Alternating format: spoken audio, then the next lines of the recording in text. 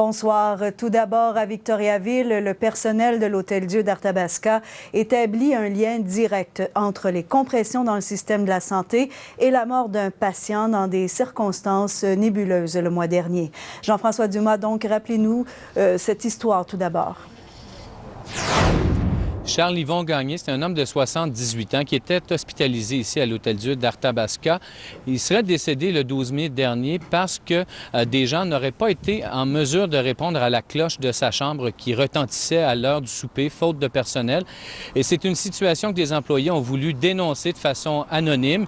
Également, les syndiqués qui sont sortis dans la rue aujourd'hui. Et ce que disent les représentants syndicaux, à la fois des infirmières et des préposés aux bénéficiaires, bien, c'est les compressions qui sont imposées au système de santé pourraient être responsables finalement d'un cas comme celui-là et qu'il est important que le gouvernement réinvestisse de façon sérieuse. Si vous le voulez bien, on écoute un infirmier suivi d'une représentante syndicale.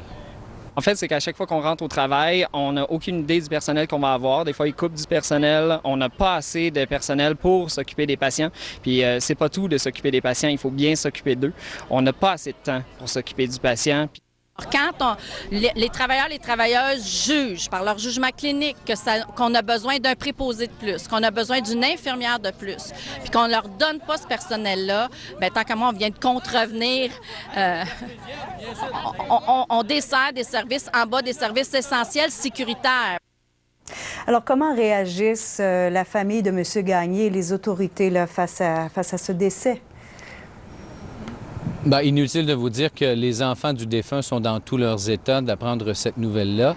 Et il n'est pas exclu qu'une poursuite soit entamée au terme de l'enquête qui est actuellement en cours. On écoute Mme Marie-Josée Gagné. Là, il y a plein d'émotions, hein? C'est sûr qu'il y a de la rage, il y a de l'incompréhension surtout, de la peine parce que on est tous bouleversés. Puis en plus, c'est qu'ils nous ont caché la vérité. Ça, là, moi, je le prends pas, ça. Qu'ils nous disent pourquoi qu'ils nous ont pas dit qu'est-ce qui s'est passé réellement. Ça, c'est... Moi, je trouve que c'est la pire chose. Nous avons tenté d'obtenir une réaction aujourd'hui du côté du cabinet du ministre de la Santé, Gaétan Barrette. Et on nous a rappelé de ce côté-là qu'il n'y aura aucun commentaire jusqu'à ce que l'enquête soit complétée. Merci, Jean-François.